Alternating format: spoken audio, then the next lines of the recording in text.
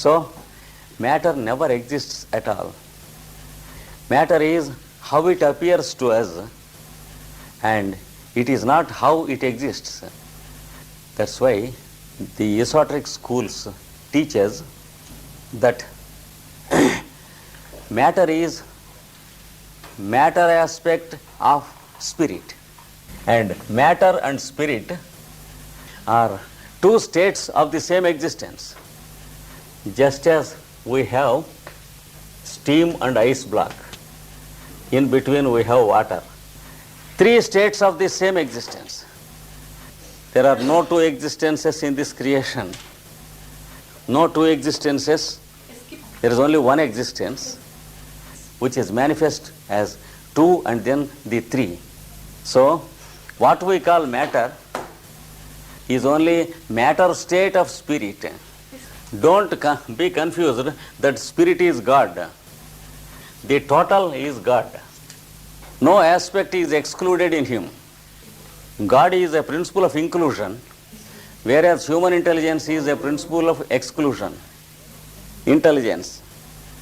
We know how we are different from others. God knows how he is one with all of us. That is the difference between God and man. He is all compassion, whereas we are some intelligence. Not all intelligence, because all intelligence is automatically compassion.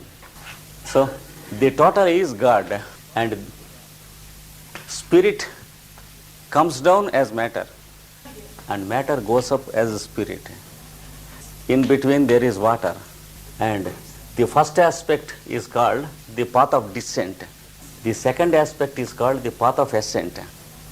And the whole cosmic creation is a cycle having a spiral action in it, producing the two hemispheres, one the path of ascent and the other the path of descent. This is one design of creation, which you find in the year. See how the water in the earth go up as clouds, and then how the water in the clouds come down as rain. So the same pattern is working in every aspect of the year, in its centripetal and centrifugal phases. And this is the reason why the four-armed fellow Vishnu, he is having one wheel of rotation in one hand, that is an aspect of force throwing things from center to circumference, and another form of force which is bringing everything from circumference to center, working as the attraction principle, which works as the gravitation of this earth. And this is compared with a conch, yes, a shell. The fellow is having in his left hand a shell to blow and a wheel that rotates in one hand. That means the Lord of Poise, called Lord of Sattva, which keeps everything existing in equilibrium, is having the centripetal and centrifugal forces with him. This is another aspect of this symbolism. And the Lord Shiva is having a trident in his hand. Solar, the lunar, and the fire principles is having a trident in his hand, which once again indicates the solar, the lunar, and the fire principles worked out through the head center into the vertebral column to make the solar impulse on the right side of the vertebral column and the lunar impulse on the left side and the fire impulse through the center. In Sanskrit, this is called Pingala. The lunar aspect is called Ida, and the central bore is called Sushumna, which the Raja Yoga students know as 3 layers of consciousness. This is one aspect of symbolism. You continue. Okay, don't be disturbed. Yes. Imagine that there was no creation at all in the beginning, which is utterly false. Such a state never exists, because the creation is also one of the eternal things existing. Creation is coming and going, but the process is eternal. Imagine that there is nothing in the beginning. Then there is the manifestation of poise or equilibrium. That's the reason why Vishnu is a representative of the absolute background, whereas the creator, that is dynamic fellow, and the destroyer are two aspects in him, that is two counterparts of the same fellow. So poise exists when creation exists, and also when no creation exists. Just as the pot maker has a pot in his mind. What is it? Pot means a clay pot. You know that people prepare pot with the hand. Before he makes a pot in clay with the hand, he has the original pot in his mind.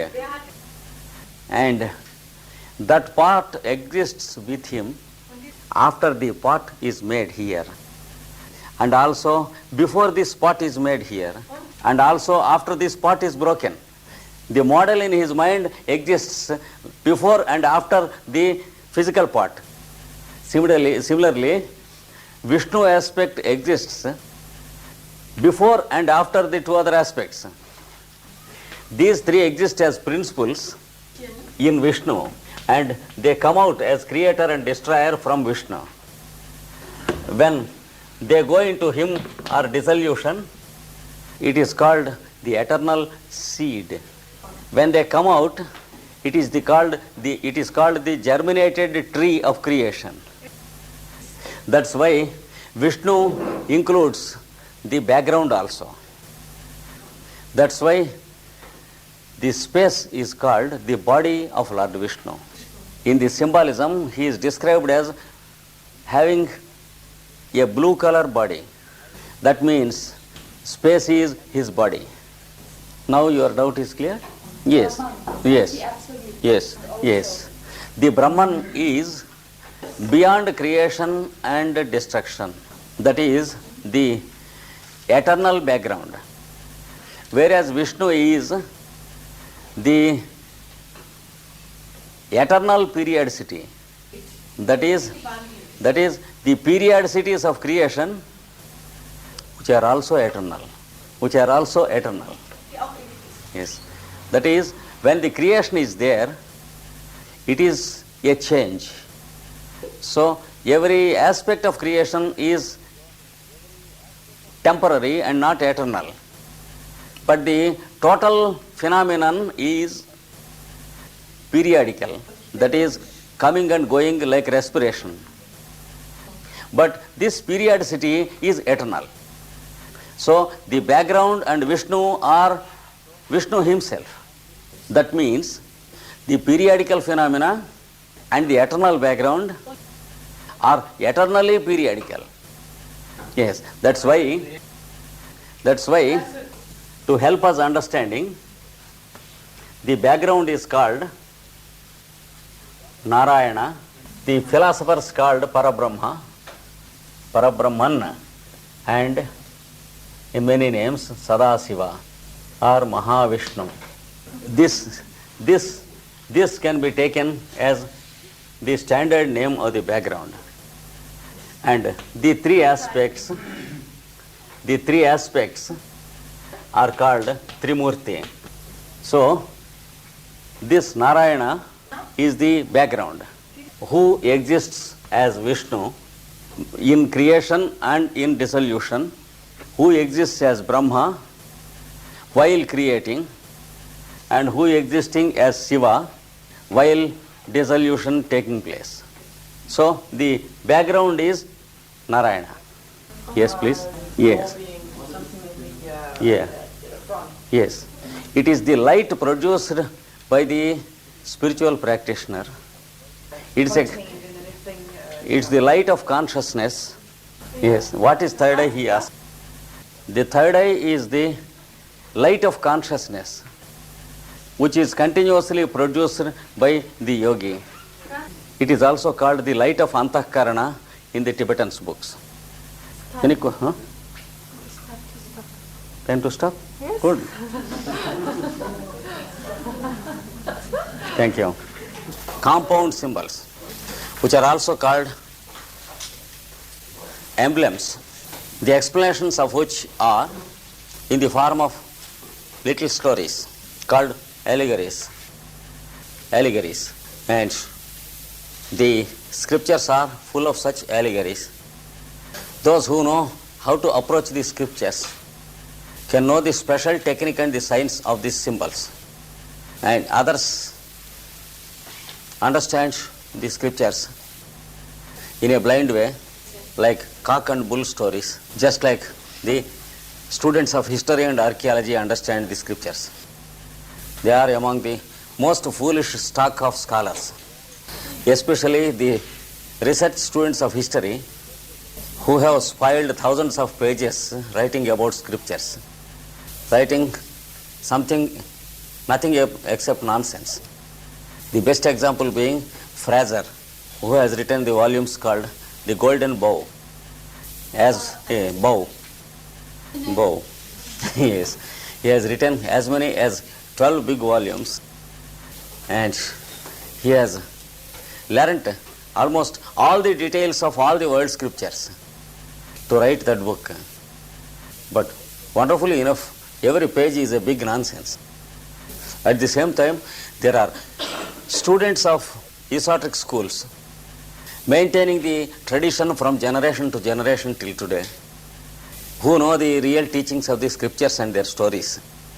That's the reason why great masters like Pythagoras tried to popularize the tradition of the scriptures and hand it down to the next generation as much as possible. And also they started esoteric schools which are continuously running till today. I think some of you know that the esoteric school established by Pythagoras is continuously running until today, and that 33 volumes of his teachings are being explained and taught to students from generation to generation. There are students from every country and every nation, and they have a peculiar method of making a collective study and peculiar way of teaching and learning, which Alice A. Bailey calls teaching through impression. For example, the students receive their lessons during nights through sleep, and in the next morning they gather their lessons on books. Like this, they will have quite 1 or 2 volumes during the year. Once or twice a year they gather together and compare the notes of each other and correct the mistakes which are caused by their personal error and receiving. The method in which Alice A. Bailey received lessons from the Tibetan is one of the examples of the Pythagorean way of teaching through impression. And these schools are maintained to give us the keys to the scriptures. I will give you a few examples of how to understand these allegories according to these schools of wisdom. You remember yesterday and the day before yesterday we were speaking of Vishnu, Brahma and Shiva, and I have introduced to you how they are symbolized and how the various details of each symbol are worked out. Now we will go into the compound symbolism of these 3 people. They are said to have their wives. Vishnu is having his wife, who is called Lakshmi, which means sign and symbol. Vishnu is the lord of poise and existence. Brahma is the lord of creation. Shiva is the lord of destruction or pralaya. That is the merging of the whole universe into the original background again. This much we have seen yesterday. And now the existence of the creation is understood only through sign and symbol. For example, if you call sun, moon, etc., they are only names which are a type of symbols. Naming is a type of symbolism which we use. For example, we use the sun to indicate the central light of our solar system. It has nothing to do with the word sun except a convenience to understand. So, we can understand only through symbols and signs. If I talk to you, I can only look to your face, and I have to talk to you but not to your face. How can I do? I can only do it by looking at your face, because I can't look at you. This is what is called symbolism. Unless there is symbolism, we have no communication. We are looking at physical bodies and talking to each other. We know that we are not talking to bodies, but we have no other go except looking at bodies and talking to persons. Similarly, we can understand only through names and not the original. We understand sun to some extent and call him by the name sun. The name has nothing to do with the object. For example, there is a cat in this room. We call it by the name cat. But the word cat has nothing to do with the animal, because in another language you call by another name. There are as many different names as there are languages to a cat. So we cannot call cat directly except through a name which we use. This is what is called sign or symbol. Even while we directly look at the animal cat, we can look at the shape but not the animal. We look at the shape and understand the animal. We look at the sunlight and we understand sun. Is it the original form of sun? No. It is how it appears to our eye and not how he is.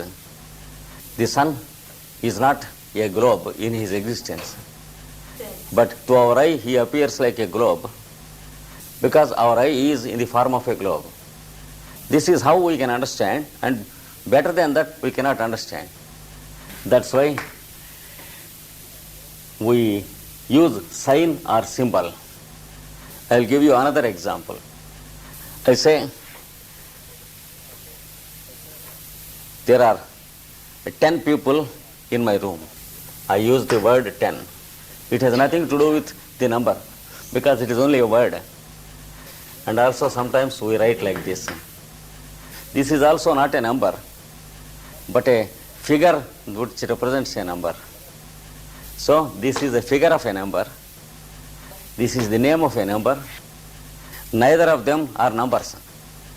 Where do the numbers exist? They exist in us. They never come out. They function in us as potencies and intelligences. They never come out. No one can show us a number. If we say 10 persons, you can show 10 bodies of persons, but you can't show 10. Can anyone show me a number? Or for himself see? But at the same time we know that numbers exist because we use them. We add, subtract, multiply and divide. That too we are not doing so frequently after we discovered calculators. So these are called signs or symbols. Can you tell me anything directly without using a sign or symbol? So the whole world in existence can be understood or spoken of only by sign and symbol. That's why in the scriptures, sign is described as the wife of existence. So existence and sign are said to be a couple, a husband and wife. Yes. He is called Vishnu. She is called Lakshmi. The word Vishnu indicates pervasion, god of pervasion. Lakshmi indicates sign or symbol. Yesterday we have seen that Vishnu has 4 hands, and while standing with his 4 arms, having the rotating wheel on one hand and the conch on the other hand, the centripetal and the centrifugal forces of nature, and the lotus in one hand, and a weapon called the mace on the other, mace, which indicates the head and the spinal column. And then he has his wife on his chest. Why should she sit there? Perhaps there are no chairs in his house. We will understand why should she sit there. We can understand only after knowing the wives of the 2 other fellows. The wife of Brahma, the creator, is called Saraswati. Saraswati. I will write here. Saraswati, enough. T-I. It means communication, flow, and she is said to dance on his 4 tongues.